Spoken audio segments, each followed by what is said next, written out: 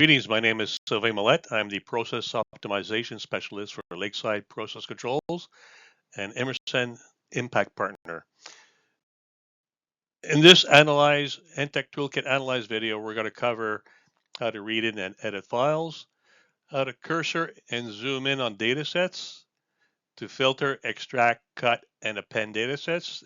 It can do more stuff. I'm just focusing on what you're going to be using probably the most often. And we're looking at how to set up various plots as well. Here we'll actually open the file. So here I'm going to read in the first two files. Click on open. And you can see here, reads in the data files. That's your standard quad plot that you're going to have. So if I want to zoom in on the data set, you go right click and you can zoom in, and then you can see a box appears, and you can move the box or stretch the box around the area of interest. As you move it around, you can see the numbers kind of move around. I could click on apply or zoom in, and then you can zoom in. You can also actually make sure that all your data sets all have the same time span. So here I clicked on sync view. You can see here the X scale, the time span, and if I look at the other data set, same time span as well. They've all been zoomed in, same time span. So I can also click zoom out. Here I got to sync all views, click on zoom out, and there I go back to the original time span. Also adjust the X scale, which is another way of zooming in. So here I go, click on manual, and I can say the origin is 1000 and for a span of 2000. I click on apply, and you can see I'm zoomed in that way as well. So you have two different ways of zooming in. Do a right mouse click, and I can cursor.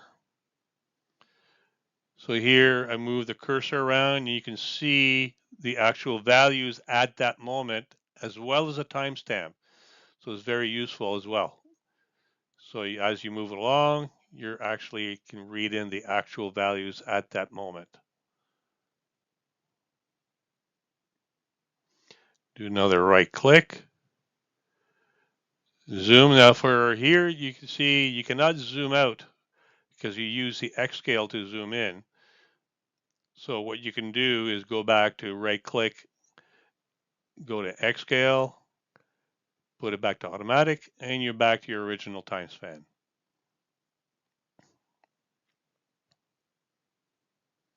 Do another right click, edit the data header. That's all the information, the tag, descriptor, file name, and everything else. So here you can actually change the header if you want to. So here I'm going to add in for NTech training. I hit apply. I could do it for all views. Most of the time you want to do for the one view. Apply. And you can see there the descriptor has changed to what I updated to. And the file name also has been appended with edited 01. So every time this is important because then every time you modify it's going to keep on appending, and it's going to prevent you from overwriting your original file when you save it. You can also edit data. So maybe you got one or two bad data points. You want to go back and maybe change them to maybe the previous data set. You can navigate using beginning, end, min, max. There, the max value, and I'm going to change that value to 9999. I hit enter and apply. Now the data set has been edited, modified, and you can see there the file name has been changed to, has been appended, edited 01. You can also change the Y scale from, let's say, from 30 to 40. Again, you can hit apply view, apply this plot. I'll just apply this plot here, and it will replot it. And that's very useful because sometimes auto scale can be misleading. Beware of auto scaling, as I always say. You can scale the data. So suppose you read in values 0 to 100%, you want to scale them to engineering units. So here you could do linear or just plain square root if you want to. So here I got to change it to 0 to 500 and scale it to cubic meters per minute, let's say. And I'll hit the scale button.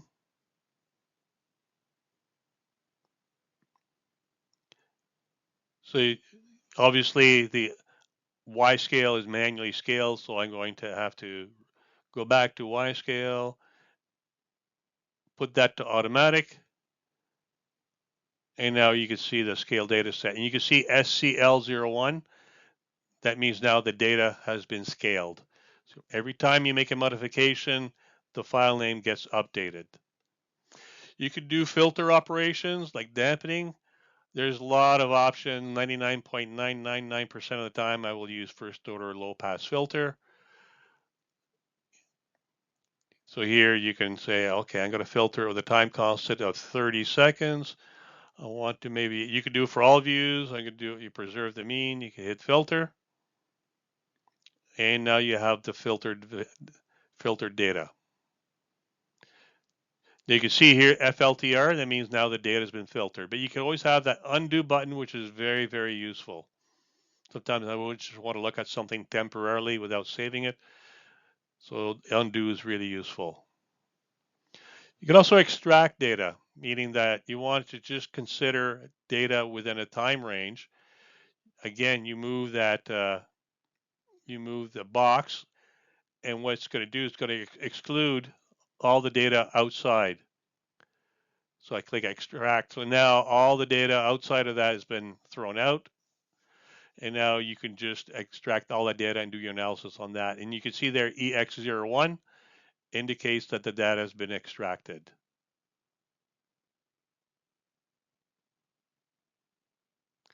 Next thing you can do is cut data. You don't do this very often, but now the opposite of extraction, here you're going to delete the data inside the box as opposed to keeping the data in the box. Here you can hit click, cut, and now you've cut out, you've deleted that data set, and you see there's cut 01 has been appended to the data set. So we'll undo that. Next thing we're going to do, replace data.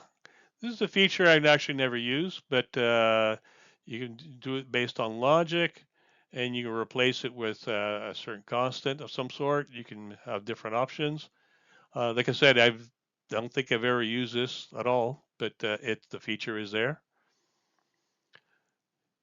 You can also append data sets. So this is useful. Sometimes you got an hour data set and you want to look at what did it do the second hour. If you have another data set, you can append one data set to the other. Here, we're going to append the data to the end, and we're going to choose another data set that we read in. Now, here it's going to warn me and say the PV ranges, you're combining apples and oranges right now, something you don't normally do, but it's just for this example. So here I appended both data sets together, and Append D01 append, that means the data set's been appended. So we cancel that.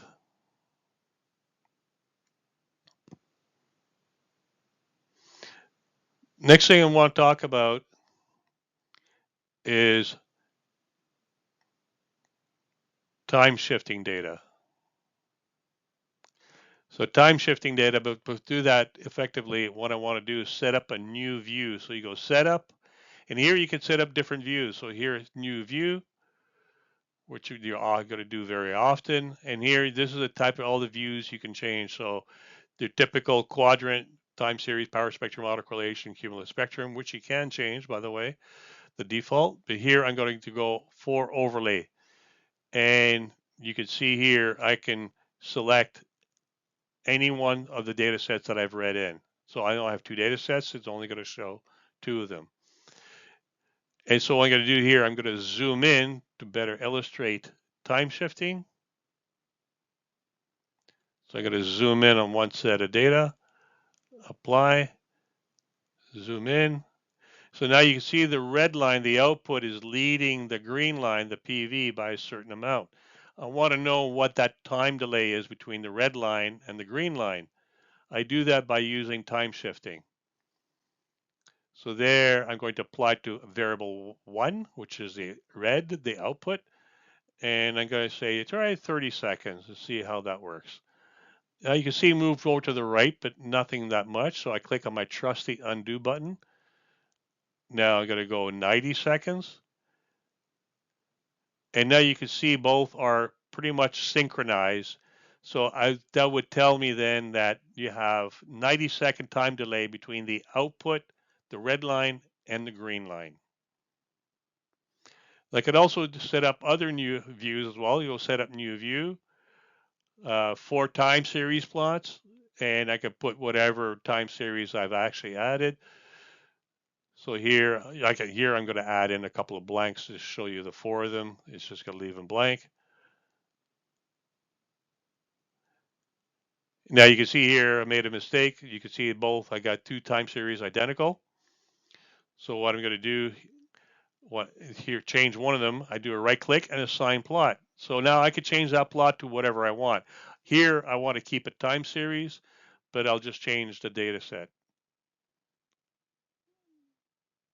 Now you can see I got the PV on the left and the output on the right. Also set up a new view, another common one, 2 time series and power spectrum. So 1 and 2 plots at top left and right, 3 and 4 bottom left, bottom right. There I'm going to choose a PV.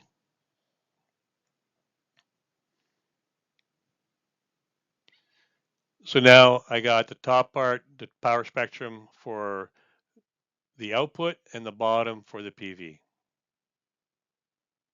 This is considered one view. So I hope you found this video interesting and informative.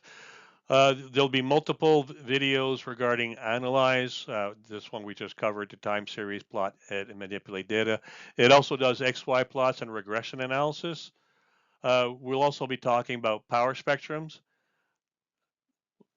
Talk about the data manager, which is a very useful feature, allows you to sort and organize thousands of data sets that you will have collected, because it doesn't take very long to actually collect thousands of data sets. And also how to import and export data. So once again, 𝗧𝗜𝗠𝗡, thank you very much for watching, and have a great day.